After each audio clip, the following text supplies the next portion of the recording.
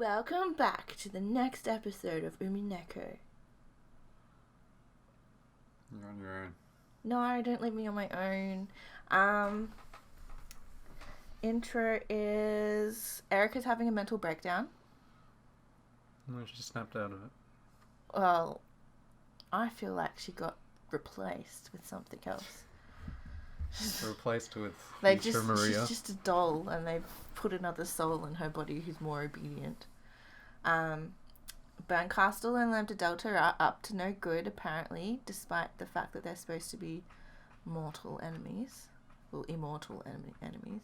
It's more appropriate. And Battler is just waiting for his turn on the chessboard. It's always Battle's turn. Oh no. What is that character? Oh no. I totally just... I loaded my... Just ignore. What? For a moment. Don't look. It's a white screen. What am I supposed to be seeing? Yeah, don't look so I can make it a not white screen. Yeah.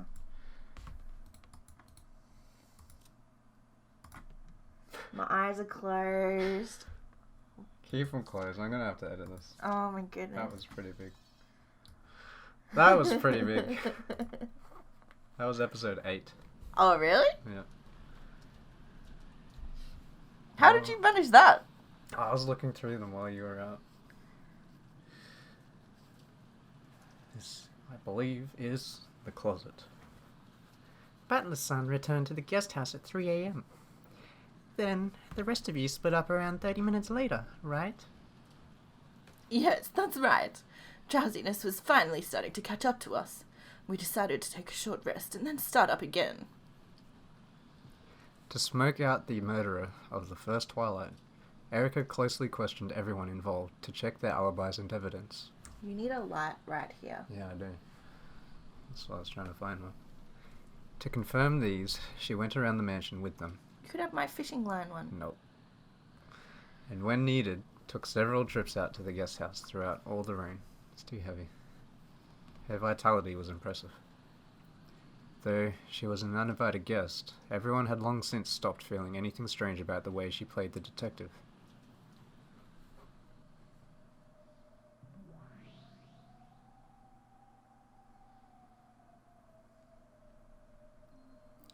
It seems Erica is also steadily building her foundation. Oh, it's been so long, Beatrice. It's useless. Whether alibis exist or not, she can't deny our existence. Kinzo escaped through the window and is now one with the mists of Kanjiba. She most certainly won't be able to capture or deny him. When all's said and done, perhaps you could say he's escaped to the underside of the chessboard. In that case, maybe it would be appropriate to say he's been stowed away. Come to think of it, about those corpses from the first Twilight. They've been stowed away too, right? Yes. They've been put away in my darkness which lies between this world and the next. And that detective wannabe won't be able to find them? Of course she won't. It'd be impossible for a human. A human. Wanna check? Just in case. And we also need to re-examine what Lady Burncastle's goals will be from now on. If you know your enemy, you need not fear the outcome of 100 battles. If you know the truth, you can win 100 battles without fighting. My. Garp opened up a large hole in the sky and had it swallow all of them up. She invited Beato and Ronove to the gap between worlds where she had hidden the corpses. That place was nowhere in this world, and existed at no time of this world. In other words, it truly and literally was a place not of this world. In this place, questions such as where is this and what time is it have no meaning. Every single place led to here, but no place could be reached from here. Furthermore, all times connected to this place, but no time could be passed to from here. Passed to from here. Okay. In short, this place was just what they said it was, the underside of the chessboard. No, perhaps it would be most appropriate to call this the captured pile, where pieces that have left the game go. Then, through the pitch black world, a glow like a faint spotlight shone, and 5 corpses came into view. The 5 pitiful corpses with their necks sliced open had been arranged neatly. Their eyelids were shut and their hands joined. Apparently, even Garp had respect for the dead. Oh my.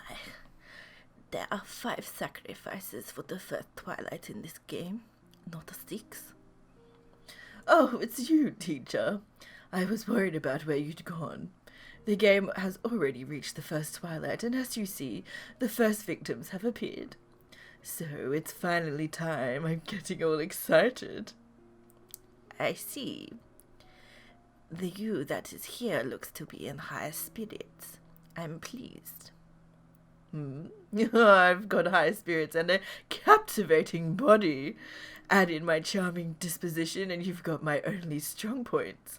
For some reason, Virgilia praised Beato for being in high spirits, though Beato was taken aback at such granny-like words coming out of Virgilia's mouth all of a sudden. She pounded her chest and answered. Virgilia had been absent often during this game. She might even have been absent when Battler solved the epitaph, as well as during the uproar that followed.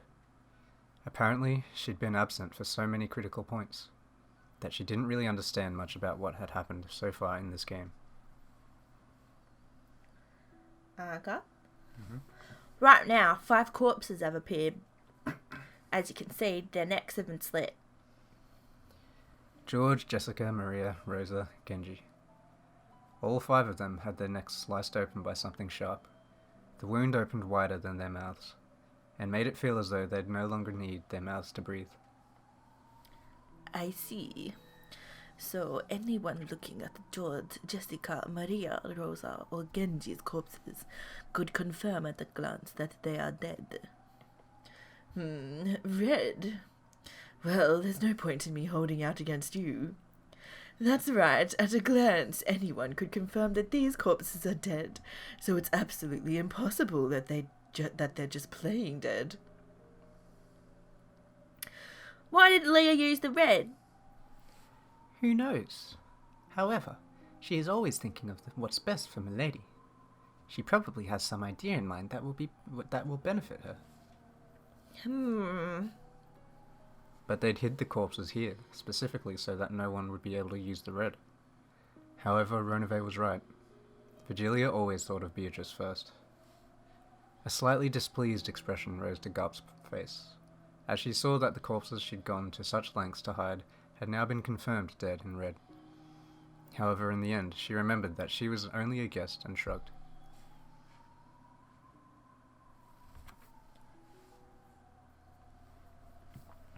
Why did you have Garp hide the corpses? As to that, since the epitaph has already been solved, this game of mine is different from usual. I now have serving and protecting Natsuhi as my goal. How will the concealing their corpses protect Natsuhi?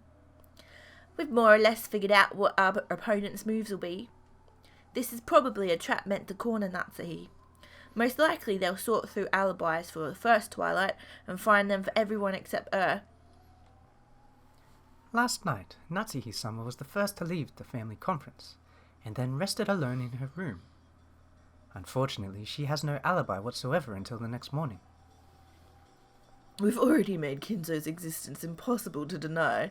However, there is a single move remaining to our enemy that might cancel that out. I see. So they'll corner Natsuhi and make her confess that Kinzo doesn't exist. Indeed. The enemy is probably after something like that. By watching the movements of the pieces involved with the family conference, we quickly realized that Natsuhi was isolated. Noticed that trap of theirs and countered with this move. The corpses disappear. Everyone has alibis and no one exists and could have moved them. Not only does this support the claim that a witch exists, it also throws doubt on whether there were actually corpses in the first place, just barely allowing Natsuhi to escape being a suspect. In other words, it's possible for Natsuhi-sama to claim that the sacrifices of the first twilight were only playing dead. You mean, even though many people confirm their deaths without veil in the courtroom room? Mere confirmation of facts doesn't even approach the red truth. No matter how much everyone claims to have truly witnessed their deaths, the red truth doesn't exist in the human world.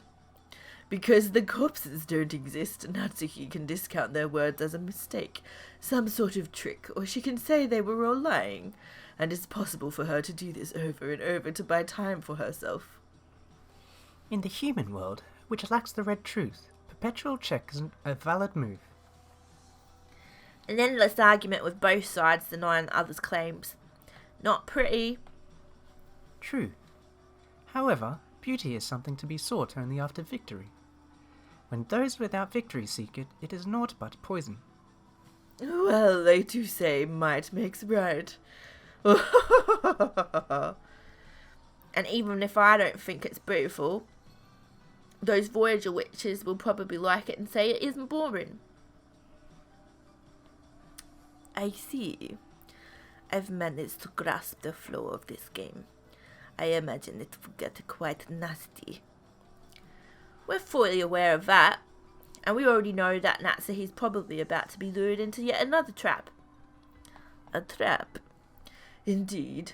Someone Lady Lambda Delta created, who calls himself a man from 19 years ago, has already threatened Natsuhi. She was ordered to go into a closet in a certain guest room in a few minutes at 1:00 p.m. and hide there.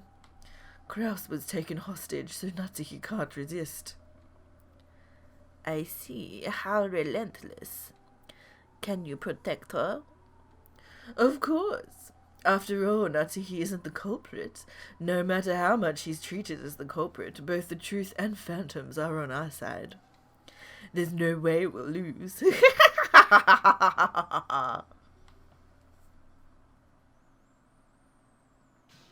forgot to put the books underneath the microphone. Natsuhi threw her cup of tea to the ground in protest, expressing the anger that flowed through her entire body. I'm gonna get prepared for this again. Oh my goodness.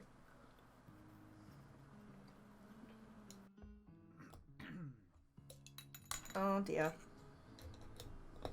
Keep going. What do you mean by that? Are you saying you suspect me? You told me you left before anyone else, returned to your room, and didn't leave that room until morning. However, if you cannot prove that, it doesn't count as an alibi. Prove? How could I possibly do that? It doesn't matter how. Objectively speaking, it'll all be fine as long as you prove it was impossible for you to commit the crime. Everyone else is cooperating.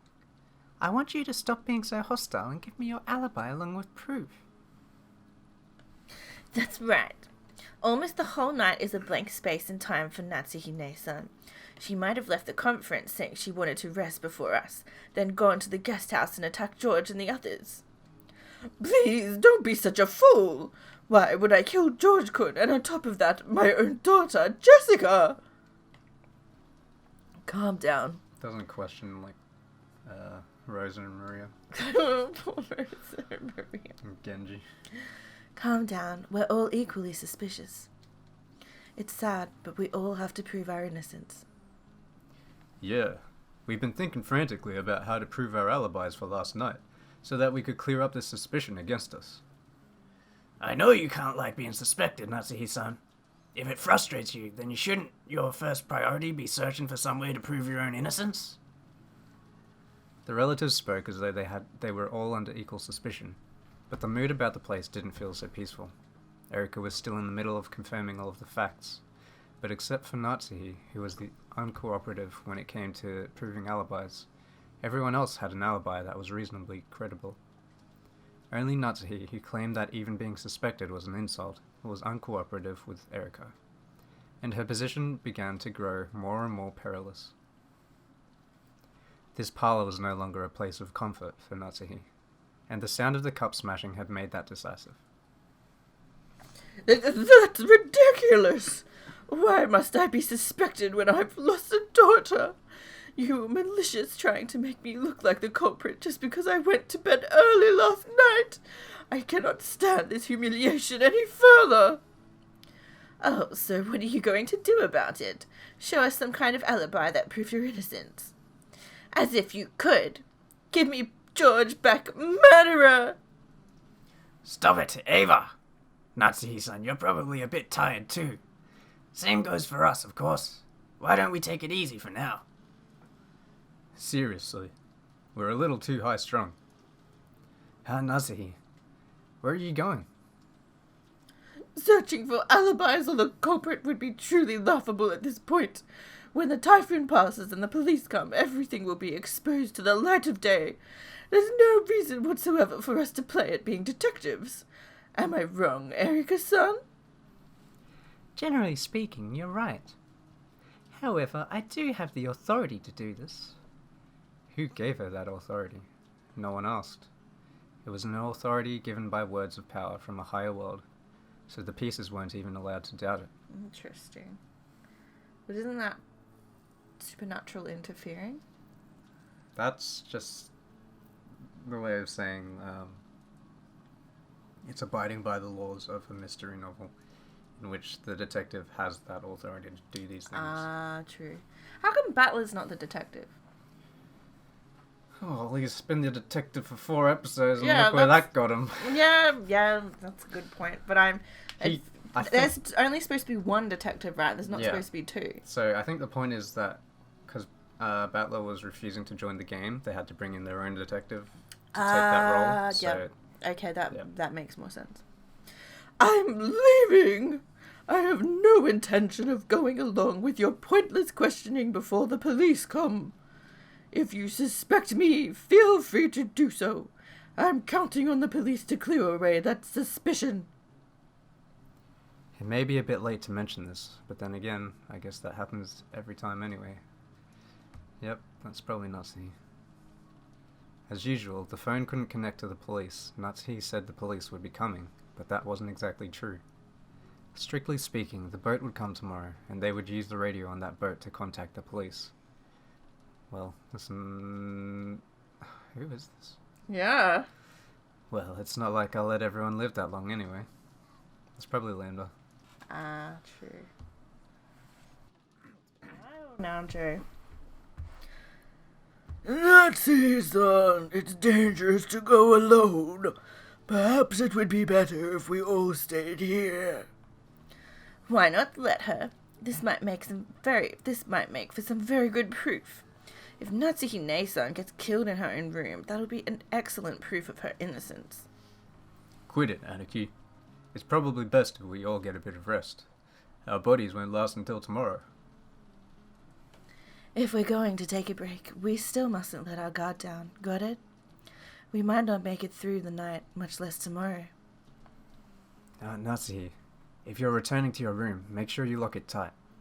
Close the windows and shutters too, and stay safe. I don't want to suspect anyone. And more than that, I don't want there to be any more victims. Thank you, Battler-kun. Then I'll return to my room. Gona, you're in charge now.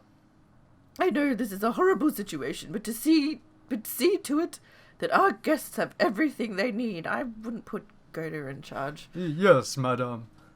I shall do so. I'm gonna palm everything off to Shannon and Cannon. With everyone watching her, Natsuhi left the parlour. From their faces, she could tell that they were expecting the classic mystery pattern, that the first person to quarrel and leave the circle would become the next victim. Natsuhi couldn't disobey because of the threat against Kraus, who had been taken hostage. Very soon it would be that promised time, 1 p.m. We didn't see this, did we? Did we skip a chapter? Shouldn't have.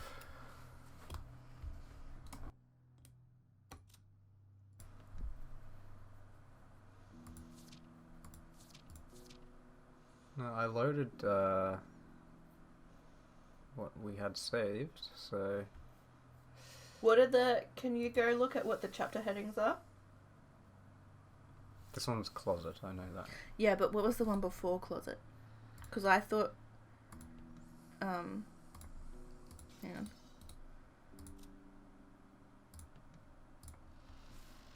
Will we be able to get back to where we were up to? No, just load it. Oh. I saved it. 5.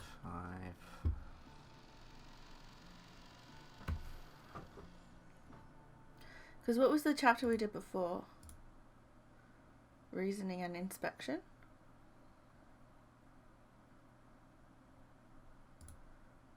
No, I think...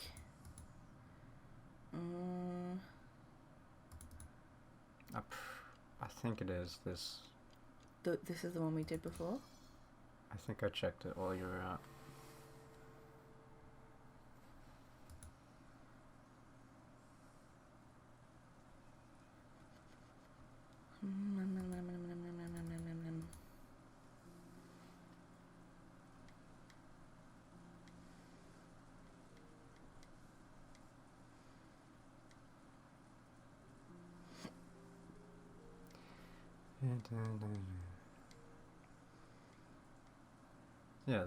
Yeah, we read this.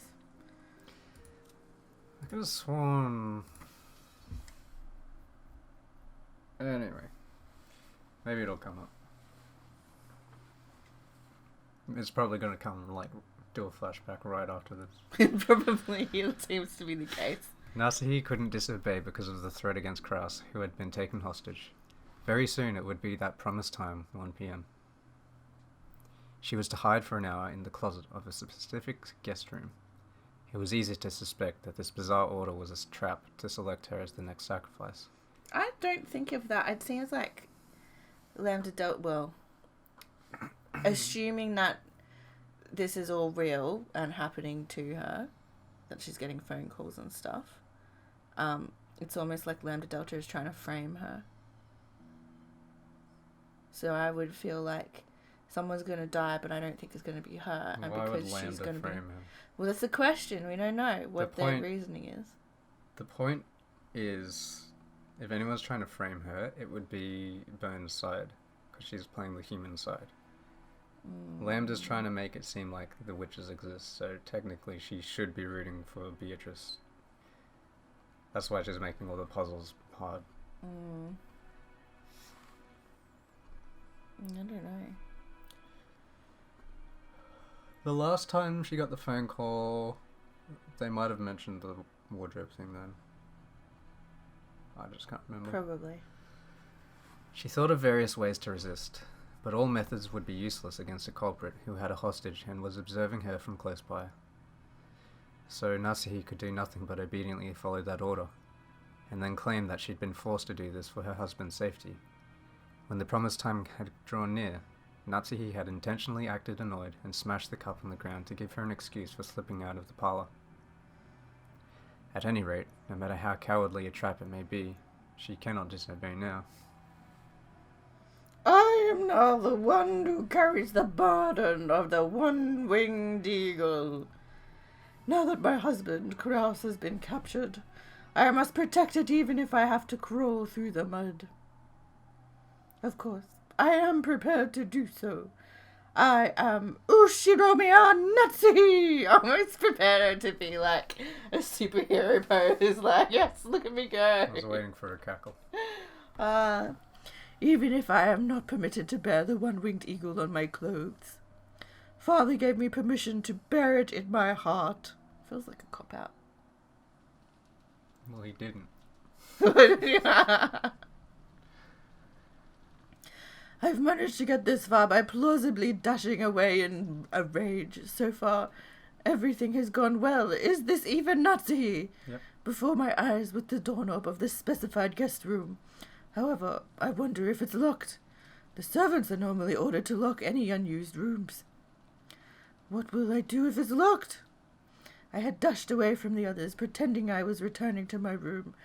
Popping back and asking a servant to unlock this guest room would be obviously suspicious. If I can, I'd like to get this eerie hide-and-seek over with, without anyone noticing. In that phone call from the one who claimed to be the man from 19 years ago, he said I would win if no one found out, but lose if anyone did find out. He said my husband would be released whether I won or lost, but as a person with a hostage taken against me, I'd rather not lose. I don't like it at all. but I have to go along with this game. When I softly gripped the doorknob, I could feel that it was unlocked. Did Shannon or Kumasawa forget to lock it after cleaning? Or did that man unlock it in advance? That man couldn't be waiting for me in this room, could he? And then he'll... All that about hide and seek might have been a mere excuse.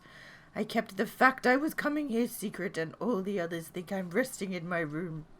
If I were to be killed in this situation, it might create a new baffling murder case, like an extension of the one that occurred in this morning. That might actually turn out for the better. Perhaps this is a good chance to confront the culprit directly. Natsuhi had some experience with using a Naginata? Though only casually. Unlike Ava, she couldn't brag about being able to hold off any single ruffian indefinitely. Oh, when did we talk about her experience with that? That has been mentioned before. I don't know. I don't remember it. It's probably like once.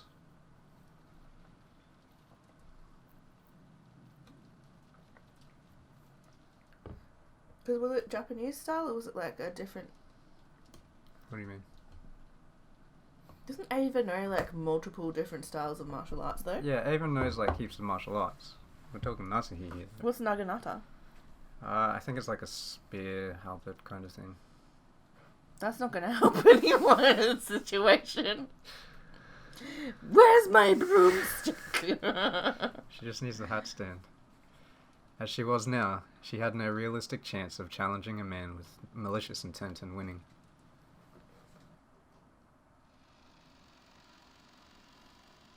She readied herself and slowly opened the door. She couldn't just stand around in the corridor and risk being seen by someone.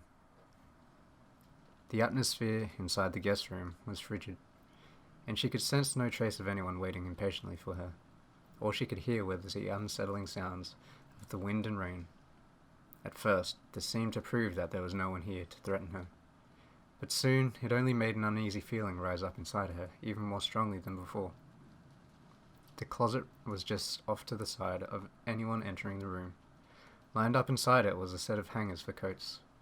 This closet, which had nothing hanging in it, was large enough for even an adult to hide in. She softly opened the closet. Of course, there was nothing inside. She would have to hide quietly in here for an hour. The room had a wooden floor, but something like a carpet had been laid in the closet. It seemed sitting down wouldn't be a problem. She had been sure someone would be waiting for her in this room, or that a strange letter would be lying in the closet. In the worst case, she had even imagined that her husband's corpse might be inside here. However, none of these things she imagined turned out to be true. The only thing there was a cold guest room, and a lifeless closet that silently urged her to enter. And he told me to hide it here for an hour. He's mocking me! Natsuhi shrugged, turned around, and then locked and chained the guest room door. This way no one will be able to get into this room. In other words, no one will be able to find me for the next hour. I win! What a stupid game of hide and seek. This surely must be a total victory in the hide-and-seek game against that mystery man. However, it was such an easy victory it made her feel uneasy. Normally this would be against the rules of hide-and-seek. Even if she had won, wouldn't this displease the culprit? And now everyone thought she had returned to her room. If they found a room with a chain set, that would make it an impossible closed room to them. Erica had dashed throughout the mansion to confirm alibis or something. If she noticed that the chain was set on this room, there would probably be an uproar that would end in them cutting the chain and searching the room. If that happened, Natsuhi would be found hiding in the closet right away. It would be easy to honestly confess as to why she had been hiding. However, that man had insisted that she not reveal that. If she did talk, she might endanger her husband. Thinking of it that way, setting the chain, no, even the lock might be a bad idea. That's right. That's right, this room was unlocked when I came here. If it were to suddenly become locked, it's conceivable that it might catch someone's attention. It's better if I don't do anything unnecessary. That a man only told me to hide. So in the end, I have no choice but to do what he says. I hate doing it, but I cannot disobey. I undid those 2 precious locks, went into the dimly lit closet filled with the smell of old wood, and managed to close the door from the inside. Pitch black! It reminded me of when I was young, when I used to hide somewhere and then surprise my mother. But that peaceful recollection wasn't enough to kill off my anxiety. It really is pitch black, just like my heart. From here, I won't even be able to check my watch to see if an hour has passed. I'll probably need to open the door a crack every once in a while to let in enough light for my watch. For now, I'll crouch down here. I thought about clutching my knees, but it hurt my back when I tried. I'm not as young as I used to be. Even though I was made to sit on the floor holding my knees in every PE class as a grade schooler, I now have to struggle just to sit down. Just I don't know when not he became so cranky. I don't know, it's coming out. Just crouching down here for an hour will probably hurt a lot.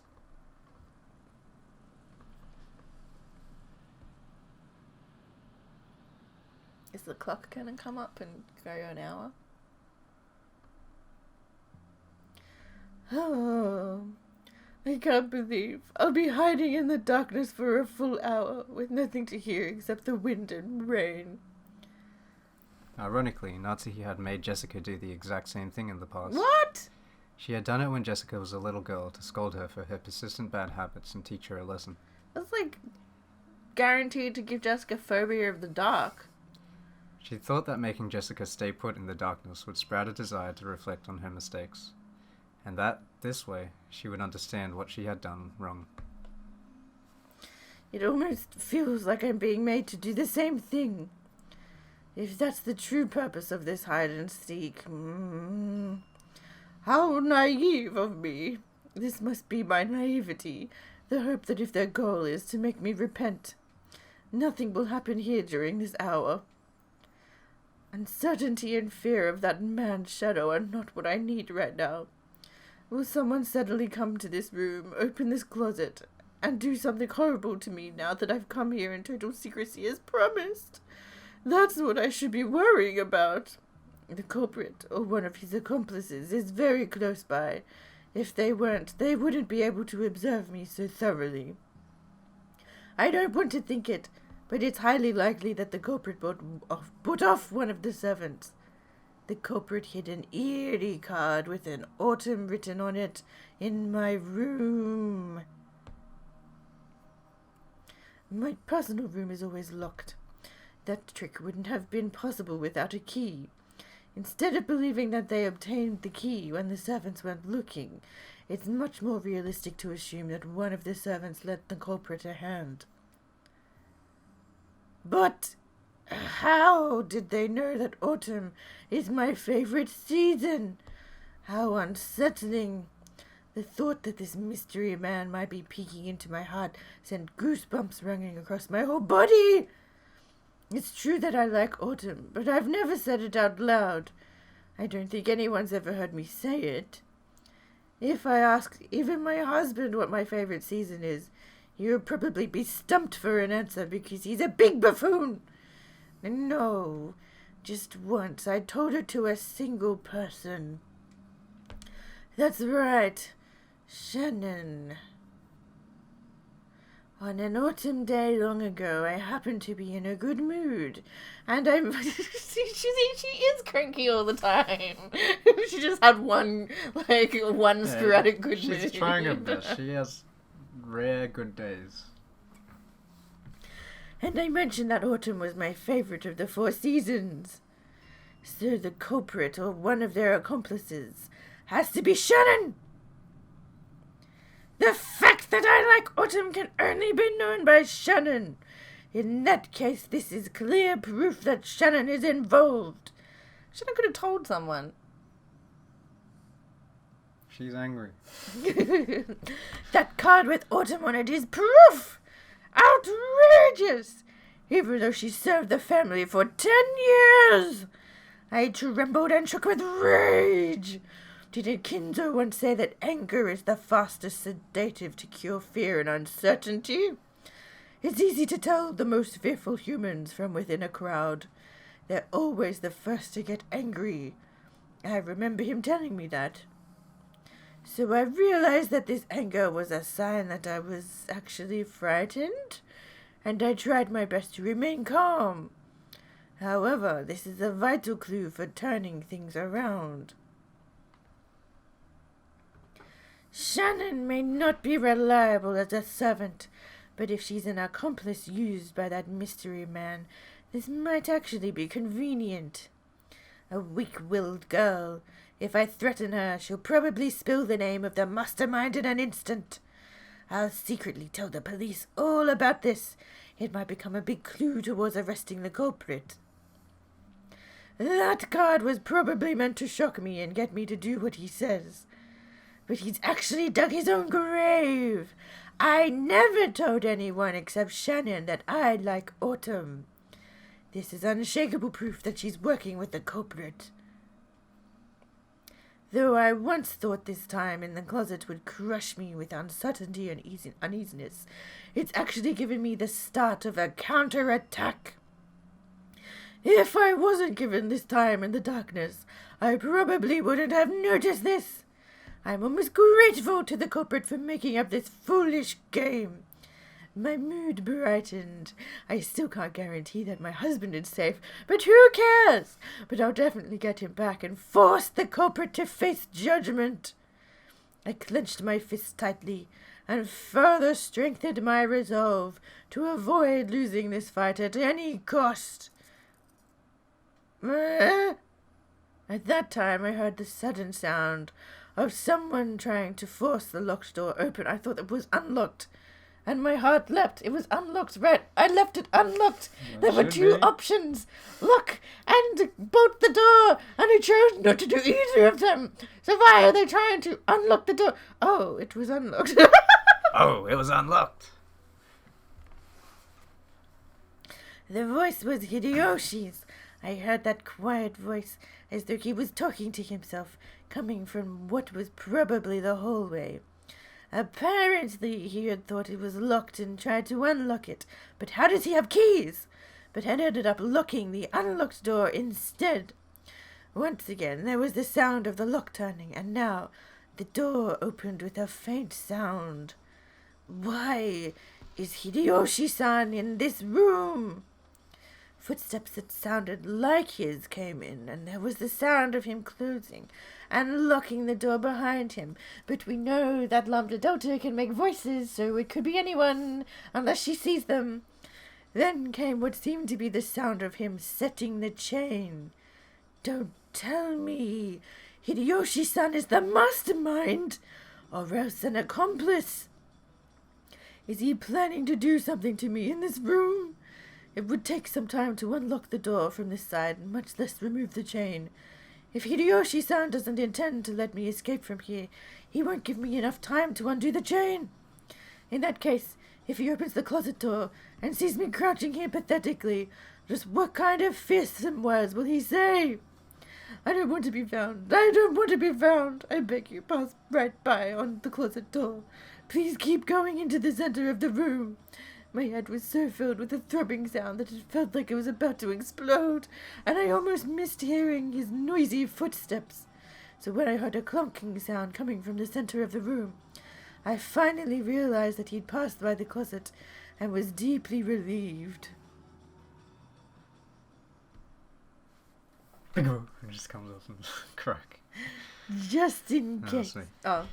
Just in case. In this weather, it's pretty much night out there anyway. As he whispered, he did something that made a clunking sound.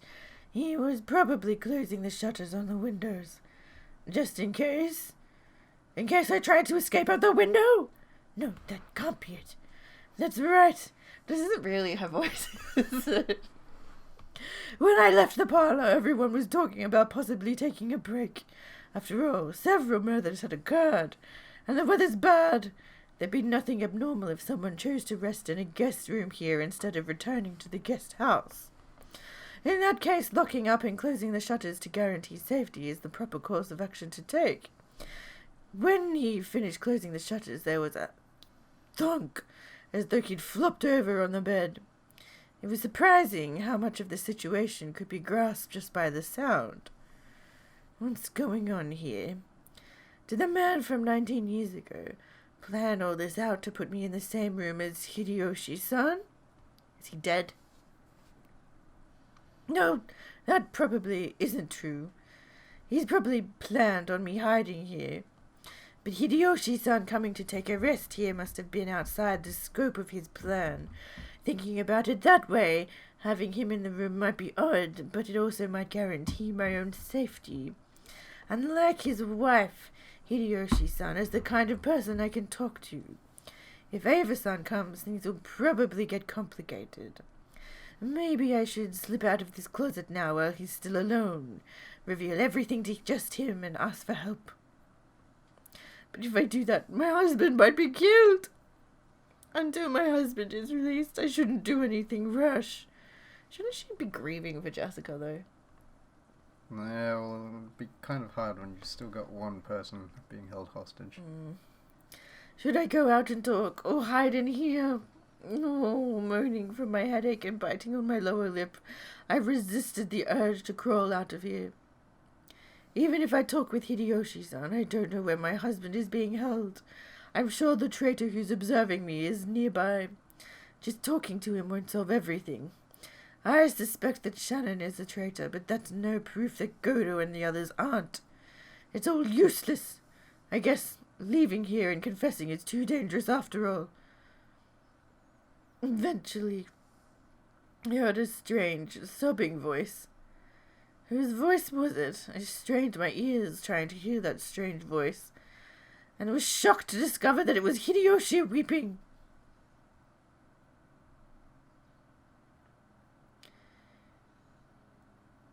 Oh, I think that's you. Just keep going. Hideyoshi, who had lost his only son, was finally able to shed tears and cry like that babe. No, now that he was all alone like this. Thinking that he needed to support Ava in her distress, he acted as though he alone was standing firm. However, he has as good a right to cry as anyone. And now that he's found a place where no one can see his tears, he finally let himself do it. And I've lost my daughter. I haven't seen her corpse with my own eyes, so it still doesn't really feel like she's dead. But if the one who carried her off was the culprit, and he had some repulsive motive for doing it, just thinking about it makes it feel as though my chest will tear itself apart. The reason I'm hiding in here now is that I'm thinking more about my still living husband than my dead daughter. But if I were given the chance, I'd be wailing at the top of my lungs too. However, I still cannot let myself do that. It isn't because the man from 19 years ago told me to hide. It's because I'm the final head of the Ushiromiya family. Butler is a fake. It's been completely overshadowed by the recent uproar, but last night Butler-kun found the hidden gold and even gained the head's ring from that mysterious envelope. At the very, very end, when it's all over, I probably won't be able to prevent his ascension as the head. And when everything regarding the distribution of the inheritance is revealed, the Ushiromiya family honor and glory passed down from father will plummet to the earth. So I am the final head. Butler-kun will probably inherit the remaining wealth of the Ushiromiya family. However, its history and honor will all end with my generation. Therefore, I am the final head. I must not cry. Not yet. Until I get my husband back and avenge my daughter, I will not be allowed to shed tears. In the closet I silently hung my head as I listened to Hideyoshi's sobs. Who are you? Ah! My heart leapt. I heard a sound that must have been Hideyoshi-san, who had probably been lying prostrate on the bed, bounding to his feet. Did he notice me? How did you get in here? What's that? Wait a sec. What? He was clearly in a struggle with someone. Who on earth could it be? No, it doesn't matter who it is. It's probably... Didn't you not think maybe you should try and help him? Ah! Continue. It's probably the culprit, and they're probably trying to take Hideyoshi-san's alive! Shouldn't I jump out of here and help him? Exactly. If I can't help him, shouldn't I call for help? Yes. No, but if I do something like that, I'll be questioned about why I was hiding here. This is like being an accomplice, almost. Don't you think? I think there was a saying for that, accomplice by... something. Like omission or like, not omission, neglect? I don't know. Not neglect. I can't remember. However, if Hideyoshi-san gets killed like this, no, now isn't the time to be saying that. At this rate, he'll certainly be killed. I'll jump out of here and help him right now. Oh, but if I do that, even if I can save Hideyoshi-san, I might be abandoning my husband's life. Hideyoshi-san's life and my husband's life. Oh, how sinful it would be to try and weigh those against each other. At that time, there was a loud sound as the door opened and the chain was pulled tight. Someone was trying to open the door despite the chain being set. Dear, it's me. Could you open up? Ava, God. Dear, what's happening? Dear, open up. Open up! Open up, dear! Someone! She opened and closed the door over and over again with all her might, but of course she couldn't snap the chain. Ava-san called for help in a loud voice and raced through the hallway. By this time the room had settled back into silence, and that earlier sense of Hideyoshi being in a noisy struggle had disappeared completely. What's going on here? So right now, I'm in the same room as the murderer who killed Hideyoshi-san? In that case, the culprit should try to escape from the room as soon as possible. So why are they hiding in here? I haven't heard anything. Nothing that might be the culprit. Nothing that might have been the culprit who attacked Hideyoshi-san rushing away. No matter how much I strain my ears, I can't sense anyone in the room. In fact, it's so silent that it makes what happened just a second ago feel like an illusion. In other words, does this mean that the culprit is hiding his breath, standing just outside this closet, waiting for me to stumble out? I don't even know what I should be scared of anymore. If only I could just melt away into the darkness of this closet. I mustn't remain in this room any longer. Garp! Take me away! I get the feeling I have more to worry about than just my personal safety. But what should I do? I don't even know if it's a good idea to leave the closet. Eventually, the chamber of many rushing footsteps approached. I'll hold my breath again and melt away into the darkness of the closet.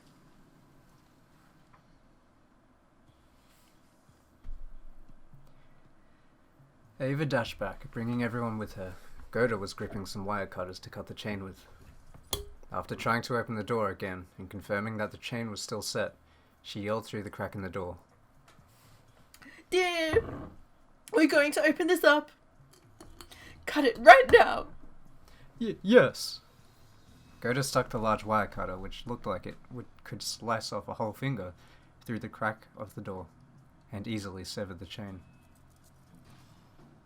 Dear. As soon as it was severed, Ava pushed Goda aside and dashed in. The others tried to follow her, but they bumped into Ava, who had fallen to her knees moaning.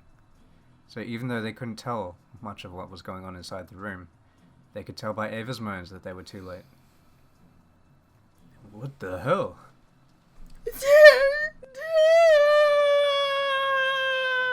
Dr. Nacho, look at my husband, quickly. I'll do it right now. You've got to be kidding me. It's only been about 10 minutes since Uncle Hideyoshi went out saying he wanted to rest. So how long does that mean she's been in the closet for? I don't know. They'll probably say it. Is there anyone in the bathroom? No! There's no one in here. Oh, what could have happened? Ah! Dear! I'm afraid to say there's nothing I can do.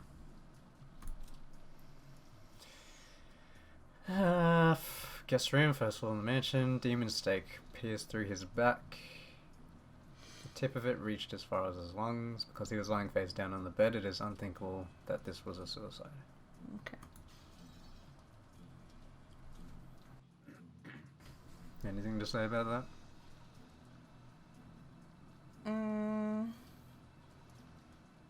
Seems pretty clear. Or is it misleading information? A demon stake through his back?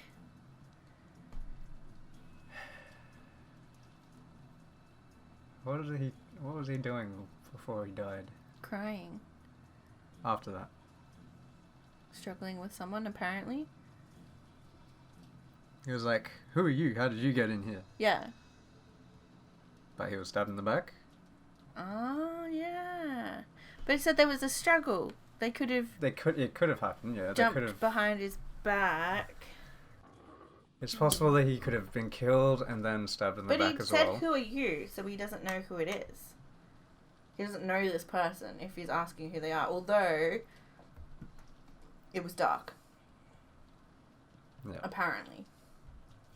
He said it was like nighttime because of the clouds. But it's not actually nighttime.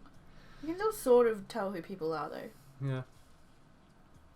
Nandre stood up, hanging his head sadly. It was only natural. Because anyone, even if they weren't a doctor, would think that at a glance. If he doesn't know who it is, does this mean it's our person X? If we're going by Nox's rules, that's not allowed. It has to be someone Oh, who's... I wanted X-San. Has to be someone who has been introduced during a starting point in the game. Or the story. So that rules Erica out also. Well, she's the detective. It's against the rules for the detective true. to be the culprit. Hideyoshi was lying face down on the bed, and stuck deep into his back was something like a blade with an intricate demonic design on it. When Ava pulled it out with all her might, they could tell that it wasn't a blade, but some kind of stake, and its sharp tip had penetrated nearly 15 centimeters in. It had probably dug deep into the lungs. If it had been stuck in any harder, the tip might have even pierced all the way through the surface of his chest. Didn't I tell you to wait for me? Why did you go on alone? Stupid.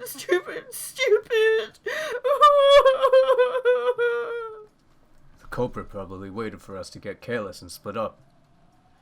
That bastard! So he still hadn't had enough blood?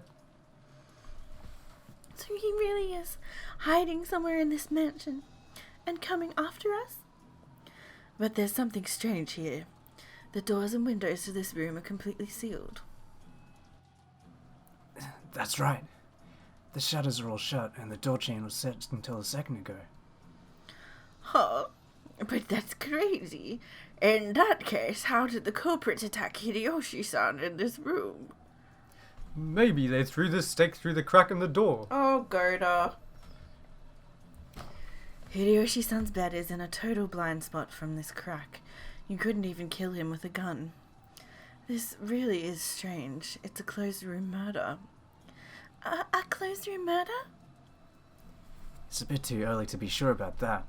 Maybe he removed the ceiling in the bathroom and escaped to the space above it. Or maybe you can close the shutters from outside. The shutters? They didn't budge an inch from the outside. I just went and checked. Is she gonna find Natsuki in the closet? Erica. It's no wonder everything felt so quiet and relaxed. At some point, Erica had split from the group. Just now she had finally arrived and poked her face in from the hallway. When she heard that a crime had occurred in this room, she had watched everyone rush towards the room, but circled around to the outer wall herself. And she had gone all by herself to check that the shutter was down on the window, that she couldn't do anything with it from the outside, and that there was nothing out of the ordinary. Is the inside of the room just like usual? There's no need to say it like that. My deepest condolences. So, what's the situation inside the room? The chain was set on the door, so we cut it and entered. And all the windows have the shutters down. They're locked tight from the inside. What are they bickering about in there? Ava was arguing with Najo about something. Apparently she wanted to carry the corpse to the parlour. Najo tried to calm her, saying that they should leave the crime scene as untouched as possible until the police came. What happened to the other corpses? The culprit carried them off somewhere, right? It may be that the culprit isn't satisfied with just killing, but intends to do something with the corpses. So no way we're leaving my husband all alone here. Ava does have a point. After all, the victims before now have all been carried away after we were shown their terrible wounds. Erika-chan, you'd probably like to preserve the crime scene, but could you just let this one slide? Do whatever you want. All I'm interested in is the fact that a closed room has appeared that's much more serious than Kinzo-san's study. I have no interest in corpses, so do as you please. Battler's expression was clearly unhappy, but she ignored him completely. Feel free to carry that corpse out any time. Or am I in the way? Erika backed away from the door to open a path. She showed no trace of any sadness for the dead. Her eyes simply blazed with thoughts of this closed-room murder that had appeared. In any event, the great detective had given her permission. Ava and some others wrapped Hideyoshi up in the sheets, and Gerda and Rudolph carried him out. The sheets were quickly stained red. It was so painful to see that Shannon and Kumasawa stripped the blanket off the bed to further cover the corpse. Hey, out of the way. Yes, I am out of the way. Let's go to the parlour. Yes. Dear.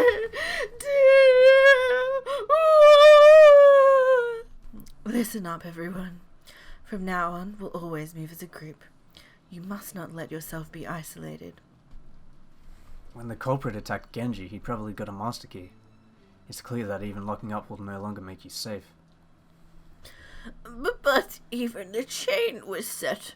How did they do it? It's impossible. The shutters and the chain were firmly set. Even with a master key, it'd be impossible to force your way into that room. It must have been Beatrice Summers' doing. Oh! There's no way Beatrice Summer did this. The epitaph has been solved, so there shouldn't be any more reason to hold the ceremony. Of course we can't understand it.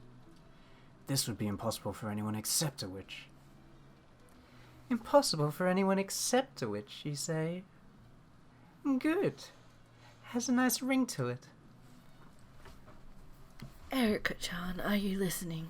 We've decided to stick together from now on. First, we're carrying Hideyoshi-san's corpse to the parlour. Can you hold off playing detective until we get there?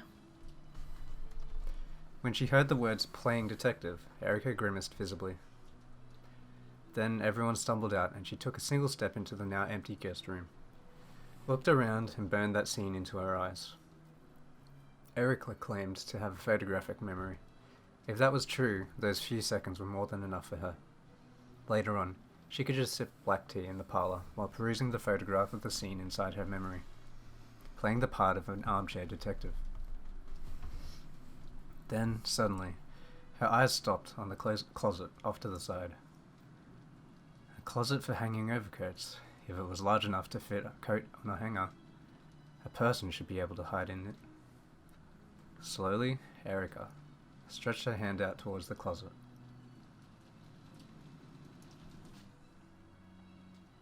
Erika's shoulder was grabbed roughly from behind. Let's go, Miss Detective. Didn't you ever learn how to stick together on school field trips? Well, whenever I go traveling, someone always dies.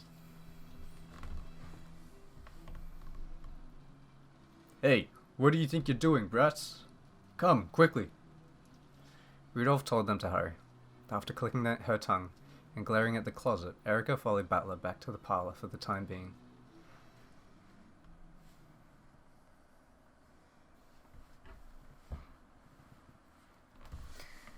The sound of their footsteps finally faded.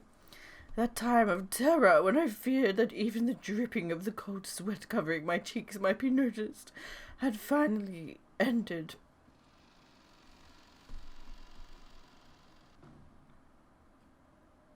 The door just shut in her face.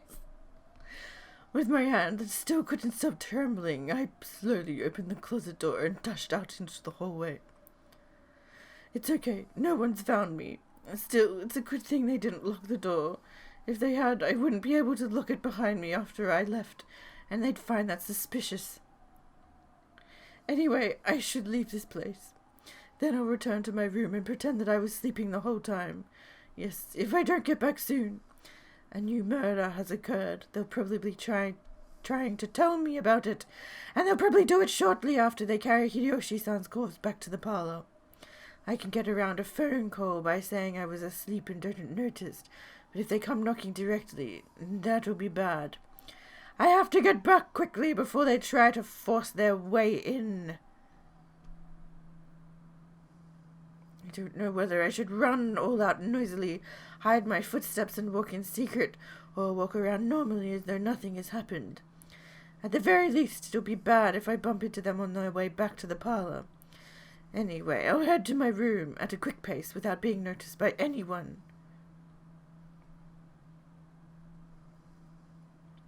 I pass through the hallway to the lobby. If I go up the big staircase in the lobby, my room is just a little bit... Natsuhi-san. Yeah!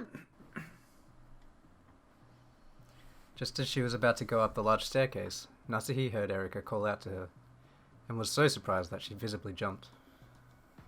I was just about to go and tell you the news. Oh, thank you very much. Did something happen? Just now, Natsuhi-san. You were climbing the stairs, right? Your room is upstairs, isn't it? Erica coldly pointed out this strange fact. Natsuhi cursed her bad luck. I couldn't see, so I was going to return to the parlor. But I wasn't sure whether I had locked my room or not, so I was about to head back. I'm a warrior, so this sort of thing happens a lot.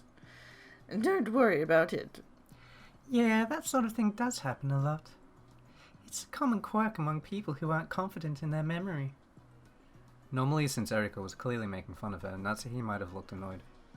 However, right now, Natsuhi was extremely relieved to hear Erica admit that this sort of thing happened a lot. Why are you by yourself, Erica-san? I thought I'd investigate that guest room. Guest room? Yep. This situation's gotten pretty serious, hasn't it? And investigating the scene of the crime is my right. Erica's probing gaze peered deep into Natsuhi's eyes. She could tell. Erica already suspected Natsuhi. Judging by the subtle nuance in her words, she must be planning to make me... Judging by the subtle nuance in her words, she must be planning to make me slip up and reveal that I know about the crime with Hideyoshi, when I supposedly hadn't been told about it yet.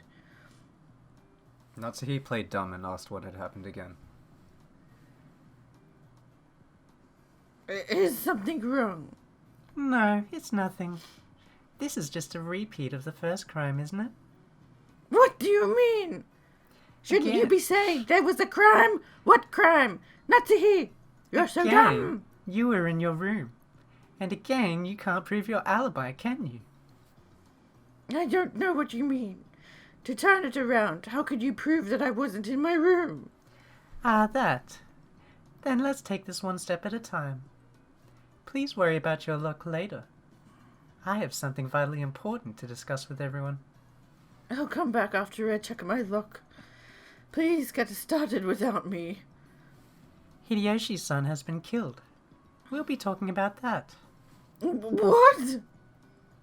She had planned on using the need to check her lock as an excuse to escape to her own room, after which she would claim to have a sudden headache and stay in bed for the rest of the time.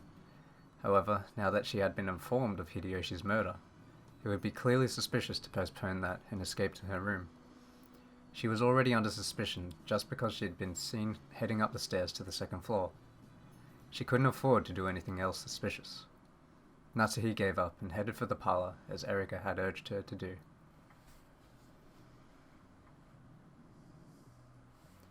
When she opened the door to the parlor, Ava's sobs poured out, and everyone glanced at Natsuhi with grave faces. Those gazes also almost made it look as though they suspected Natsuhi. It was now painfully apparent to Natsuhi. This must have been what the man was after. It was a trap to create a baffling closed room mystery and try to frame her for it.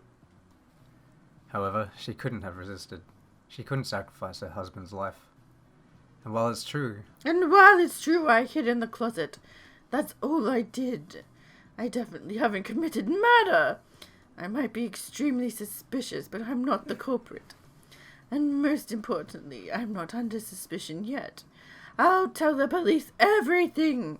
I'll have to endure until then. I'm sure one of the servants is a traitor. Even in a situation like this, if I mention my husband being held hostage, the culprit will hear and might use it as an excuse to kill him. Natsuhi-san has just come back. Now that we're all here, I have something very important to discuss with you all. something very important. Is the corpse in the room as well? Should be. They said they're taking it to the parlor, right? Awkward. Yep. Yes, it's very important. I'd like to lay out everything in front of you all, starting with the first crime.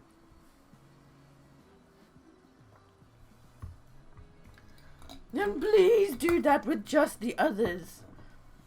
I think we should leave that sort of thing to the police. I'm not interested. Since I have it all laid out, this is a very important thing to discuss. Neither you nor anyone else has the right to refuse. Ugh. Erika used her detective's authority to proclaim the start of an assembly. None of the pieces could disobey. Praying that she wouldn't become the topic of conversation, Natsuhi reluctantly sat on the sofa as she'd been urged to. Oh, sorry. Could you close that door for me?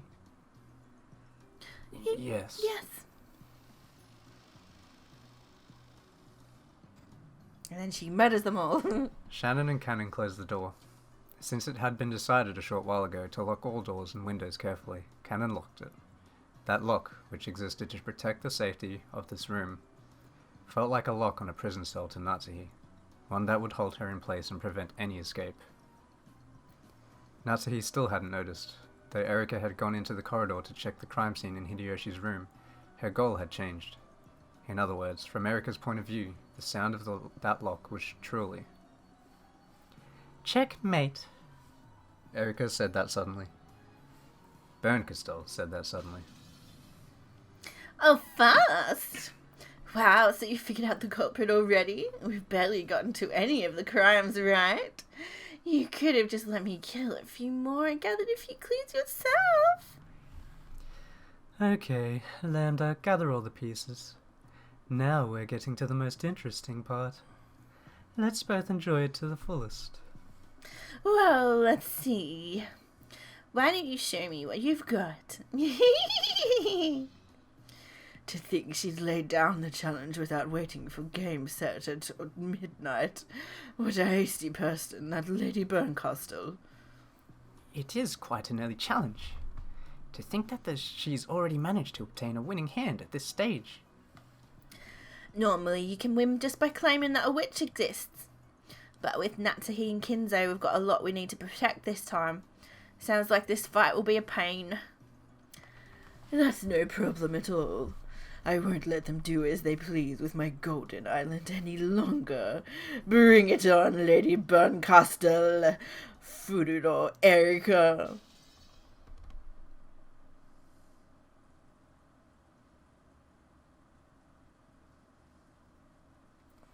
In the Golden Land, the endless rain continued to fall. Battler was nowhere to be seen.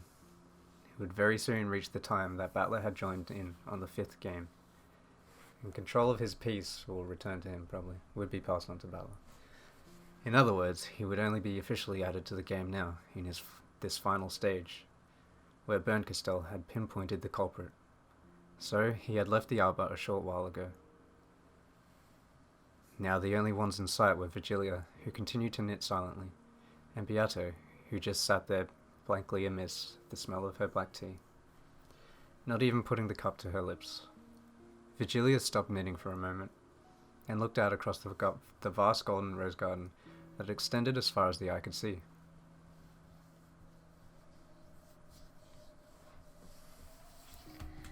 I believe it's safe to say that at least in the game over, who the culprit is. Battler has gained such strength that he will never surrender again. By the 4th game, you had sent him all your messages. In other words, at this time, Battler-kun is capable of realizing the truth at any moment. However, he is still soft in some ways. So, even if the games continue like this 100 times, he won't solve it for all eternity. He'll just wander forever, like someone trying to find the bluebird. That is, you, Beatrice. It's the same for you. Even if this game continues hundreds more times, you will never reach the answer you seek for all eternity. Bernkastel will abuse this game without a doubt. Lambda Delta will also charm this game about with the utmost arrogance. At a glance, that may be humiliating and appear to you and Battler as though this game has been stolen from you. However, that is something the two of you need right now. To end Battler's naive softness. To end your hesitation. And that's why you called the two of them here. To end the eternal torture between you. What did she mean, the two of them? The two witches? What? She said, and that's why you called the two of them here. Or is it maybe. Dylanor and Battler?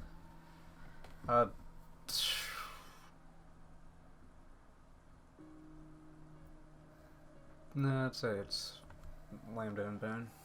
Okay. Those two would bring you either victory or defeat. But no matter how it goes, that result has already been filled with the compassion. You should understand that as well by now. Virgilia faced Beato, whom she had come to adore as a daughter, with cold eyes that she must not have shown often. It was like the gaze of a mother who, instead of scolding, silently urges their child to recognize their mistake.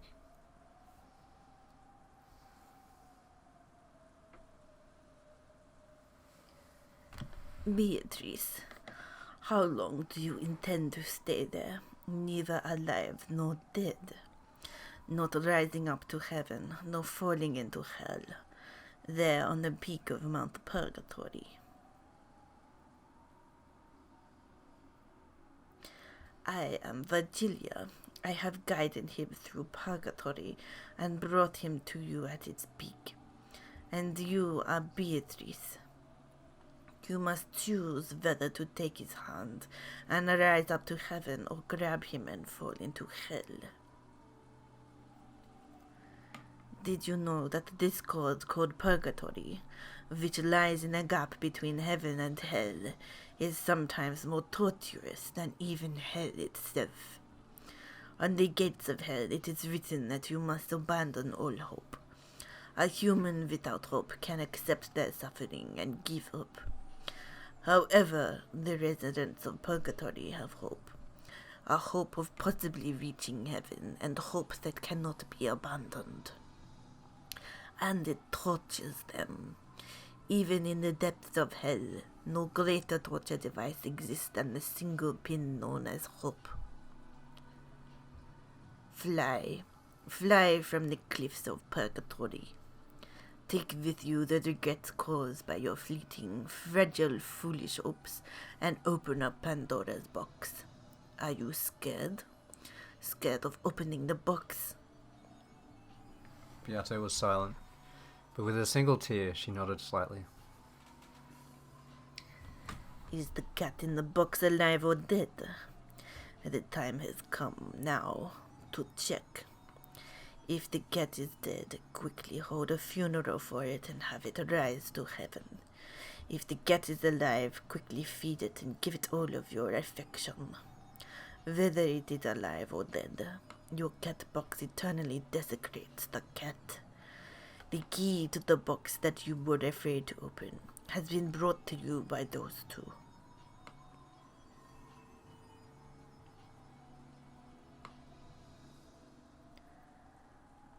Beatrice, it's time for you to die now.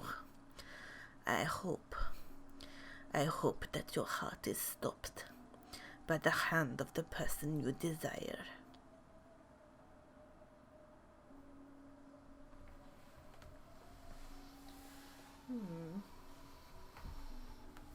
Goda.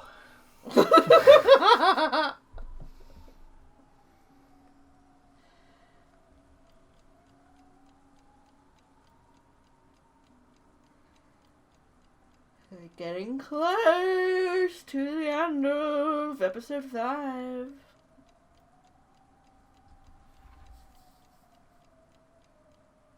Bong, Midnight? bong, Really? bong, bong.